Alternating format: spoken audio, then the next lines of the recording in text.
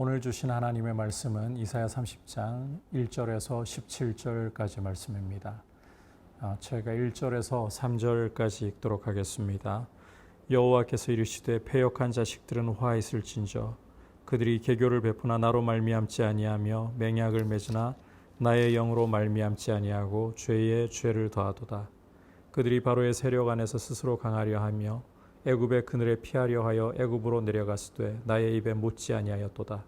그러므로 바로의 세력이 너희의 수치가 되며 애굽의 그늘에 피함이 너희의 수욕이 될 것이라. 아멘. 오늘 함께 읽은 이 이사야 30장 말씀은 아수르가 옥죄어 오는 위태로운 상황에서 유다가 애굽을 의지하려고 하는, 애굽과 동맹을 맺어서 아수르를 견제하려고 하는 것을 배경으로 삼고 있습니다. 1절을 보시면 하나님께서 어떤 말씀을 하시느냐, 패역한 자식들은 화 있을진저. 여기 패역한 자식들이라는 것은 유다를 가리킵니다. 유다는 화가 있다는 거죠. 그 이유를 계속해서 보시면 그들이 계교를 베푸나 나로 말미암지 아니하며, 계교를 베푸는데 하나님과 상관이 없다. 맹약을 맺으나 나의 영으로 말미암지 아니하고, 이 맹약을 맺는데 이건 하나님이 전혀 뜻하시지도 않은 것이다. 오히려 유다의 모습이 죄의 죄를 다하도다. 이렇게 1절 그 부분에서 말씀하시죠. 2절에서 좀 더 구체적으로 묘사를 하는데, 그들이 바로의 세력 안에서 스스로 강하려 하며 애굽의 그늘에 피하려 하여 애굽으로 내려갔으되, 이 바로의 세력 안에서 유다가 스스로 강하려고 한다는 거예요. 애굽의 그늘에 피해서 아수르를 그렇게 어떻게든 견제해 보려고 한다는 거예요. 중요한 것은 하나님의 입에 묻지 않았다. 하나님의 말씀은 아예 구하지도 않고 이렇게 사람의 도움만을, 애굽의 도움만을 구하려고 했다. 이게 유다의 모습이라는 겁니다. 이게 유다의 패역함이라는 거예요. 자, 그렇다면 어떤 화가 돌아오느냐? 3절 이하를 보시면 바로의 세력이 너희에게 수치가 된다. 애굽의 그늘에 피하는 것이 너희의 수욕이 된다. 좀 더 구체적으로 이제 이 유다의 모습을 4절 이하에서 보여주는데, 고관들이 이 애굽 땅 소안에 이르고 사신들이 애굽 땅 하네스에 이르렀는데, 이렇게 가본들 5절에 보시면 그들이 다 자기를 유익하게 하지 못하는 민족으로 말미암아 수치를 당한다. 그 민족이 돕지도 못하고 유익하게도 못하고 수치가 되게 하며 수욕이 되게 할 뿐이다. 도움을 바라고 도움을 얻으려고 갔는데 도움 안 된다는 거예요. 무익하다는 거예요. 오히려 수치와 수욕만 준다는 거예요. 6절을 보시면 애굽 땅에 사신이 간 건 그야말로 생고생한 것이다. 이 사신들의 모습을 보면 재물을 어린 나귀 등에 싣고 보물을 낙타 안장에 얹고 암사자, 수사자, 독사, 날아다니는 불뱀이 나오는 이런 위험한 땅, 공고한 땅을 지나가지고 어렵게 애굽 땅에 간 건데, 사신들 개고생한 거죠. 이 짐승들 그야말로 개고생한 거죠. 무익하니까, 아무 도움을 못 주니까. 하나님이 심지어 애굽을 어떻게 일컬으시느냐, 7절을 보시면 가만히 앉은 라합이라 일컬었느니라. 자, 여기에서 우리가 이 라합, 그러니까 여호수아 2장에 기록된 이 기생 라합을 떠올리기가 쉬울 것 같습니다. 여기서 갑자기 왜 그런 기생 라합의 이름이 나오지? 이렇게 의문을 가지는 분이 계실지 몰라요. 하지만 여기 라합이라는 것은 그 기생 라합과는 전혀 관계가 아예 없습니다.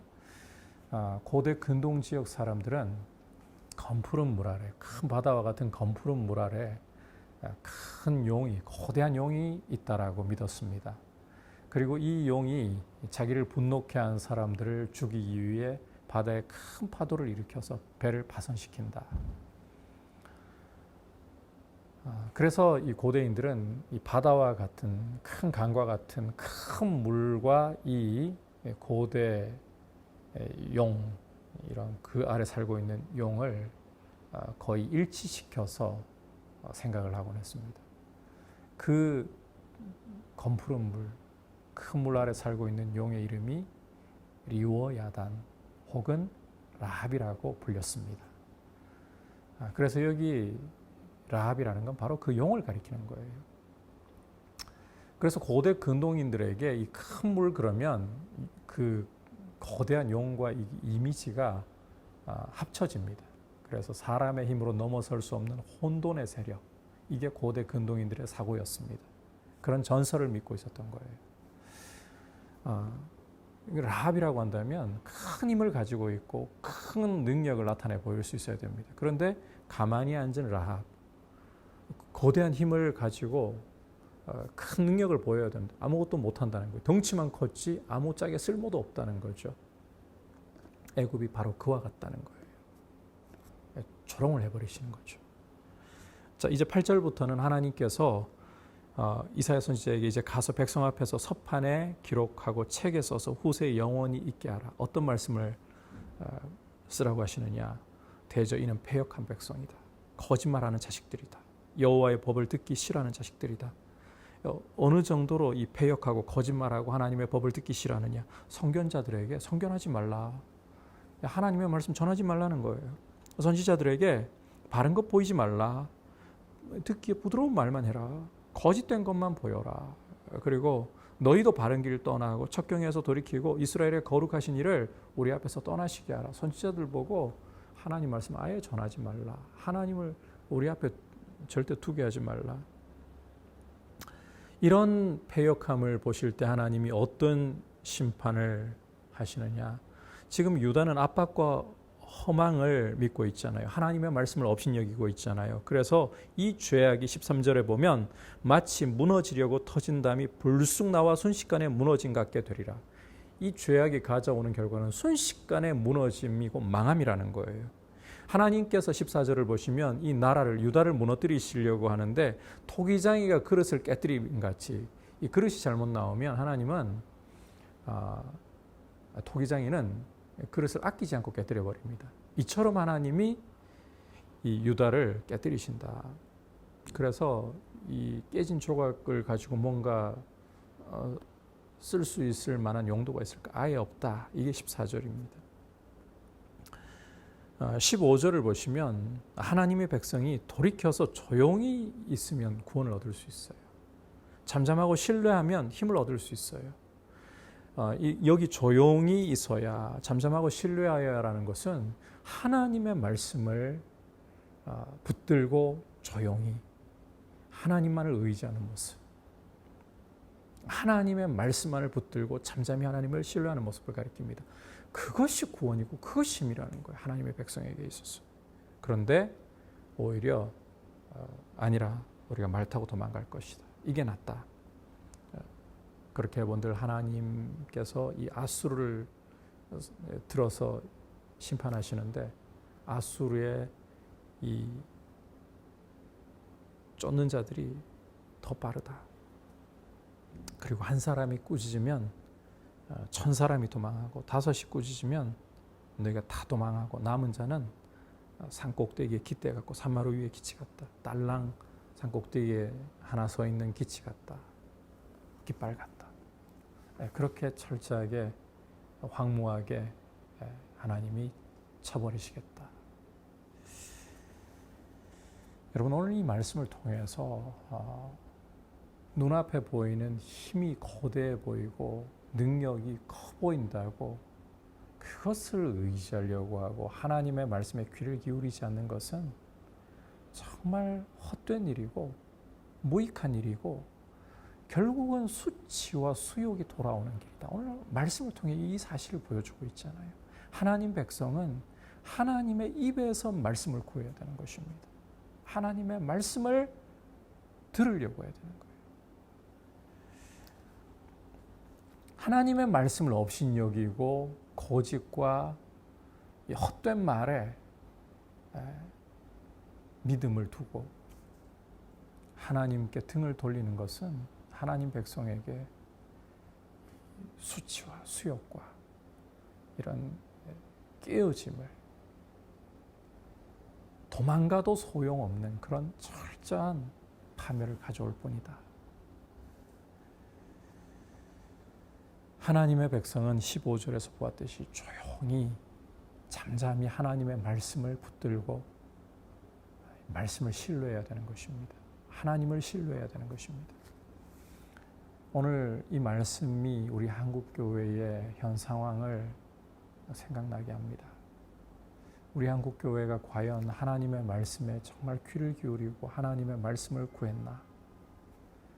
오히려 여러 가지 이 요란한 소리들에 마음을 빼앗기고 귀를 내어 주어서 정말 성경에 기록된 하나님의 말씀이 아닌 정치 논리 그리고 선동하는 소리에 휩쓸려서 상식 이하에도 미치지 못하고 지금은 수욕과 수치가 우리에게 돌아오고 있는 그런 모습 아닌가? 실제 그러합니다.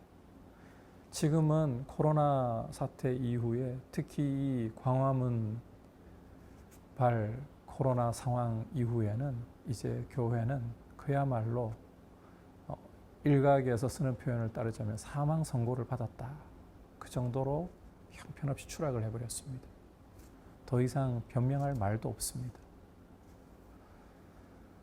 이게 전부 하나님의 말씀에 정말 이 성경이 기록된 하나님의 말씀이고 이 말씀이 유일한 진리이잖아요. 이 말씀에 귀를 기울이지 않고 선동하는 소리에 정치적인 논리에 휩싸여서 하나님의 백성들이 복음에 귀 기울이지 않고 하나님 말씀에 귀 기울이지 않고 헛된 데 마음을 빼앗겨버렸기 때문에 잠잠히 하나님을 신뢰하며 하나님 주시는 구원과 하나님 주시는 힘을 의지해야 되는데 그러하지 못하고 호들갑을 떨면서 결국은 도망을 가려고 해도 쫓는 자가 더 빠른 철저히 깨어지는 모습을 당하고 있지는 않는가. 오늘 이 말씀을 통해서 우리 한국교회는 다시 한번 회개의 은혜를 회복해야 합니다. 하나님의 말씀을 철저히 귀를 기울이면서 말씀을 잠잠히 조용히 신뢰하지 못했던 죄를 회개하고 이제는 다시 한번 말씀 앞으로 돌아와 우리의 가슴을 찢고 우리의 죄를 우리의 패역함을 회개하고 말씀 앞에서 잠잠히 하나님을 신뢰하고 어떤 변명도 필요 없습니다. 잠잠히 하나님 앞에 머물러 하나님의 긍휼을 의지하고 하나님의 얼굴을 구하는 것만이 교회가 지금은 가야 할 길인 것 같습니다. 이렇게 하나님 앞에 말씀 앞에 잠잠히 의지할 수 있기를 주님의 이름으로 축복합니다. 이제 말씀을 생각하면서 기도하겠습니다. 주님, 주님의 말씀에 귀를 기울이고 주님의 입의 말씀에 정말 우리의 마음을 쏟아붓고 잠잠히 신뢰할 수 있도록 은혜를 주시고 그러하지 못했던 우리 한국교회의 모습을 우리가 회개합니다. 용서하여 주시고 이제는 복음으로 거룩한 성경으로 돌아와 말씀 붙들고 다른 데 귀 기울이지 않고 하나님만 의지하게 해주십시오. 이것을 위해 첫 번째로 기도하고 광화문발 이 코로나 상황이 전국으로 확산되지 않도록 제어해 주시고 긍휼 베풀어 주옵소서. 기도하겠습니다. 하나님 아버지, 과거 애굽을 의지하려고 하고 애굽의 그늘에 피하려고 했던 유다의 모습을 보시면서 패역한 자들에게 화가 있다 하셨습니다. 하나님의 입의 말씀을 구하지 않고 하나님이 주시는 말씀에 귀 기울이지 않고 달콤한 소리를 들으려고 하고 거짓된 소리에 귀 기울이려고 하다가 수치와 수욕을 당하고 눈앞에 보이는 거대한 애굽도 아무 도움되지 못하는 일을 유다가 겪을 수밖에 없었고 도망을 간다 한들 쫓는 자가 더 빠르고 결국 남은 자가 극소수에 불과하게 되는 상황을 겪는 이런 상황을 보았습니다. 오늘 이것이 우리 한국교회의 모습 아닙니까? 하나님의 말씀에 귀 기울이지 못했던 정치적으로 선동하는 소리와 또 요란한 소리에 귀 기울여 말씀에 귀 기울이지 못하고 잠잠히 하나님의 말씀대로 신뢰하지 못했던 우리의 죄악을 용서하시고 아버지 긍휼을 베푸셔서 우리 한국교회가 가슴을 찢고 회개하며 하나님 말씀 앞으로 돌아오게 하여 주옵소서. 주님, 다시 한번 주의 이름을 위해 교회를 회복시켜 주옵소서. 주님, 광화문발 이 코로나 상황이 제어될 수 있도록 주님, 전국적으로 크게 확산되지 않도록 긍휼을 베풀어 주옵소서. 예수님의 이름으로 기도드립니다. 아멘.